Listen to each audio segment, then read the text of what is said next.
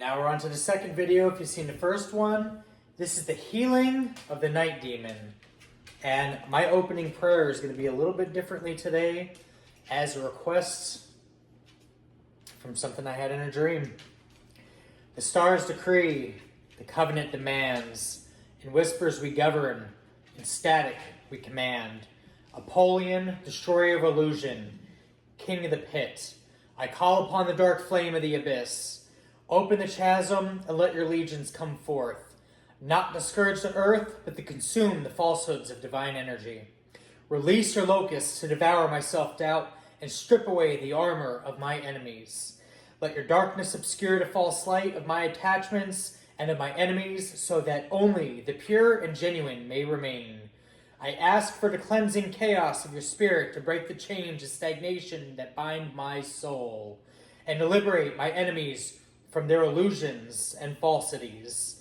Tear down the walls I have built in fear and reduce them to dust, so that I may be remade and resurrect, embodying the primordial source of purpose and divinity to elevate the masses. I embrace the destruction you bring and pledge to endure the torment, which I shall endure successfully and ascend to new heights. For in the devastation I seek the fertile void from which true power is born. So mote it be, Apollyon, Abaddon, ho Draken Homegus, ho Ophis, ho Orcheos. We got Lilith trine Jupiter, describing a harmonious and expansive journey towards integration. Unlike harsher aspects, the trine suggests an easy, flowing connection where the character's journey is going to be of service and healing, transforming their deep-seated shadow aspects, being Lilith, into a source of profound wisdom and growth where Jupiter comes into play. Now, in this story, the protagonist is going to be the night demon, Lilith. This is a powerful but exiled part of the psyche, representing the untamed, rejected, and primal feminine energy. The sixth house is the mundane, everyday world of the work, service, and physical routines, pretty much your day-to-day. The story is going to be set in a healing center, a routine job, or a daily task that forces a confrontation with the night demon. The trine aspect ensures that this confrontation and integration happen with a sense of ease, a natural flow, not conflict. The exile and slow return is going to begin with the character's internal Lilith archetype having been exiled or suppressed due to societal conditioning. The initial wound is going to be the character being shamed or exiled for their unconventional or wild nature. They learn to suppress their primal needs and instincts to fit in, casting a part of themselves into the internal shadows, if you will. The yearning for truth, despite the conscious effort to conform, a part of the character yearns for freedom and authenticity. This yearning is an expansive seeking force, Jupiter, that eventually leads them to a path of service or healing. The character might become a nurse, therapist, spiritual guide, drawn by an innate desire to understand the mundane aspects of healing. The healing of the night demon is going to be a transformation that occurs not through dramatic confrontation, but through the gradual, gentle process of service. With wisdom through service, the character's work requires them to confront the darker aspects of human existence, illness, trauma, suffering, things of that nature. It is through this daily service the suppressed night demon is gradually allowed to emerge. The expansive energy of Jupiter in the sixth means that the character finds immense meaning and growth in their work. This is a central paradox. Their darkest, most rebellious self, Lilith, is healed by the most conventional, dutiful self in the sixth house. With the wisdom of the shadows, the character's intuitive wisdom, once suppressed, begins to shine through in their work. They have a natural ability to connect with others who are also struggling with their own demons, offering a compassionate and unconventional perspective. The trine, power of three, ensures that the connection is effortless and genuinely helpful. That is the key word there, genuinely helpful. This night demon is not banished, but becomes a wise guide, teaching the character to embrace the shadows rather than to fear them. With unconventional growth, the character's spiritual and philosophical growth in Jupiter comes not from grand abstract ideas, but from the small daily acts of service. They learned profound lessons about life and humanity through the mundane, the routine, and the seemingly insignificant. The sixth house here is going to become the training ground for a spiritual ascent, almost like a pseudo-college. Now, the night demon's wholeness is where the climax is integrated into the character's whole being. We have redemption through acceptance. Now, the character is no longer fearing the wild, rebellious self. They come to understand that this exiled energy was a source of power, intuition, and resilience. They embrace all parts of themselves, including the raw, untamed Lilith. With service with sovereignty, the healing of the night demon allows the character to serve others from a place of true integrity and wholeness, not from a place of shame or conformity. They can use their powerful intuition to help others navigate their own shadows, embodying a form of compassionate rebellion. The tale of the healing of the night demon is basically a story of a slow, graceful, yet profound integration. It's an allegory for an idea that our truest healing comes not from the rejecting of our shadow selves, but a way of finding a way to serve the light, using the wisdom we gained in the dark. This is where Hecate comes in with the torch of the darkness, leading and guiding those lost in the path, on the crossroads. What choice do I make? She holds that torch so you can find your way. The reclaimed Shekinah. Lilith trine North Node in the 11th. Now, the reclaimed Shekinah is described as a harmonious and fated journey towards destiny, guided by the acceptance of one's wild, exiled, and authentic nature. The 11th house here, governing community, friends, higher ideals, this is where spiritual reclamation is realized. The trine aspect ensures that the integration of one's shadow, Lilith, and one's destiny, this North Node, unfolds with ease and intuitive grace, leading to a profound collective healing. The story's protagonist is an embodiment of the exiled Shekinah, the feminine divine presence who was sent into exile or made naked due to the actions of the man. The journey back is guided by the reclaimed energy of Lilith, the wild, uncompromising, feminine spirit. The 11th house is the space where this healing occurs, representing the collective consciousness. Now, the community of outsiders and the dream of a new, more just world. The North Node here is going to represent the path towards this future, while the trine signifies the tools for achieving this destiny are innate and easily accessible. The Exile and the Whispering Call is a story that begins with the character, the exiled Shekinah. Living a life of quiet longing and unease within the confines of a stifling or conventional community, the initial wound here is going to be a character that carries them within them the collective wound of the exiled feminine. They feel an innate sense of being an outsider or unconventional dreamer who cannot fully conform to the group's roles. This is their Lilith, their wild and their unapologetic nature, which has been silenced to avoid rejection. With the ancestral shame here, the exile carries with it the historical weight of shame and demonization. The character fears that if they express their true wild self, they will be cast out and made naked once more. The whispering North Node, though, comes in. Despite the fear, the North Node in the 11th whispers to the character, calling them towards their true destiny, to find and build a community of like-minded souls. This community will be a reflection of their true self, not just a cage. This is where the re-emergence of Lilith comes into play. This is the pivotal moment of the character's conscious choice to stop suppressing their shadow self and embrace their inner Lilith. The path of effortless truth with this trine is not a violent or painful reawakening, but a gradual and surprisingly effortless embrace of their true nature. The wild parts of themselves, once hidden, now emerge with grace and clarity, feeling like a natural and obvious path towards their destiny. Magnetizing the tribe, the embrace of the exile energy acts as a magnet. By standing unapologetically in their unique power, the character effortlessly attracts a tribe of people who appreciate their authenticity, their nonconformity, and their wild, rebellious spirit, your soul tribe. This is a fated path of the North Node in the 11th house. Leading the outsiders, this character becomes a leader or inspiration within their chosen community of outsiders. Their unconventional wisdom and their ability to embrace the rejected parts of themselves allows them to create a space of acceptance for others who also feel ostracized. With the reclaimed Shekinah, the story, the climax here is going to be the collective healing and the reclamation of the divine feminine energy.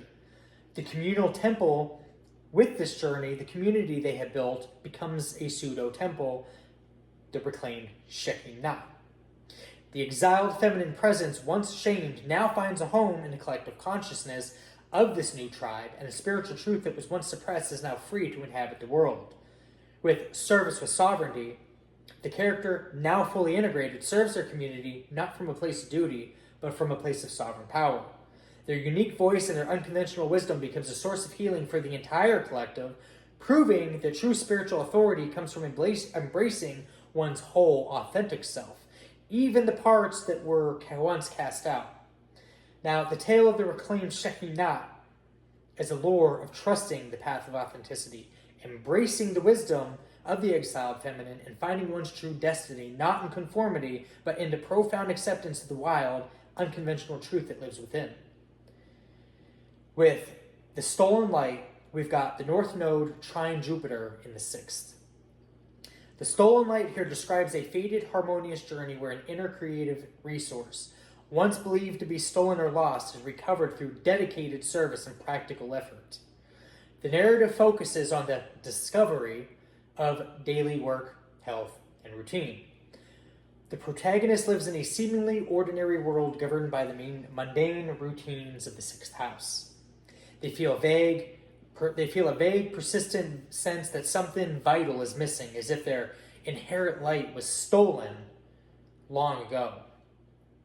This stolen light represents a profound optimistic purpose, being Jupiter, which they are destined to reclaim, the North Node. The trine aspect suggests that the tools for this recovery are innate and come with relative ease, embedded in the very detail of their daily life. The theft of the light is going to be an allegory that begins not with a dramatic theft, but with a quiet, generational forgetting. The ancestral theft is going to be the character's soul carrying an echo of a time when their purpose was grander, more philosophical, or tied to a broader vision, the South Node in 12th house. However, somewhere along the lineage, this light was stolen, or more accurately, buried under the weight of mundane responsibilities and practical anxieties. The stolen legacy, in this story specifically, the light wasn't taken by a villain, but was simply neglected and hidden away, forgotten in a cosmic attic. The character's ancestors became preoccupied with their own struggles, losing touch with the expansive optimism that once defined them. The unfilled routine, as a result, the protagonist lives a life marked by diligent service and hard work, but their efforts feel uninspired and lacking a deeper purpose. They are efficient and helpful, but a deep sense of unfulfillment lingers. It's kind of like a shadow where a sunbeam should be. The discovery in the mundane is going to be a pivotal moment in the character's realization that the stolen light is not a mystical object to be retrieved, but a forgotten potential to be uncovered through their daily work. The path of effortless growth, guided by the North Node, the character is drawn towards their destined path of service. The trine with Jupiter ensures that this journey feels natural and aligned, never forced with the North Node. They might stumble upon a new philosophy of health, develop a passion for a particular type of service, or find deeper meaning in their everyday work. The treasure in the details is going to be a discovery of light that happens not through a heroic quest, but through meticulous day-to-day work, the 6th house. As they commit themselves to their routines, they begin to see the profound philosophical implications of their mundane tasks. The care they put into their work, the health, or their relationship with colleagues becomes their very tool that unlocks this buried purpose. The lamp of wisdom is the character finding that by serving others, they are also illuminating their own path. They begin to expand their wisdom, being Jupiter, by focusing on the small details of the daily lives. The mundane tasks of organizing a schedule, the daily ritual of preparing a meal, or the service of tending to a small animal all become acts of profound meaning. The reclamation of the light is going to be the climax, where the character's full integration of their purpose into their daily life. A new legacy of light. The character basically becomes a beacon of optimism and wisdom for those around them. Their dedication to service and their philosophical approach to their work inspire others to find meaning in their own routines. This brings us to the full circle. The stolen light is not returned in a single moment of fanfare, but is gradually relit through the character's disciplined effort. They become a living testament to the idea that purpose and wisdom are not found in grand gestures, but in small, dedicated actions in inspired daily life. The light was never truly stolen, it was simply awaiting rediscovery in fertile ground service. And finally, I have Mercury in Libra. This is coming through as the Wrath of Abaddon, or Apollyon. Blending the darker expressions of communication, balance, and justice. Mercury in Libra. With the themes of destruction, decay, and the abyss associated with Abaddon, this allegory is going to portray a weaponized form of social and intellectual manipulation, where the pursuit of a flawed or deceptive sense of justice leads to a profound spiritual and relational ruin. The nature of Abaddon's wrath here is not the direct fiery rage of Mars, but a slow, corrosive, destruction from within.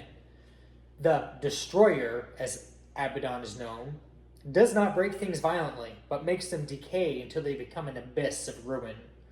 Mercury in Libra, in its shadow expression, can communicate a superficial or false sense of harmony. When weaponized, this becomes the perfect tool for Abaddon's deceptive ruin. This is not an angel or demon, whichever you want to call it, to aggravate or anger by any means. Heaven contained this one, and hell does not engage. The serpent's elegant deception. The allegory here is going to begin with the serpent of false communication, representing the shadow of Mercury in Libra. The silver-tongued lie. Instead of speaking truth, the serpent of Abaddon speaks in half-truths, diplomatic evasions, and seductive reasoning. It promises balance but delivers imbalance.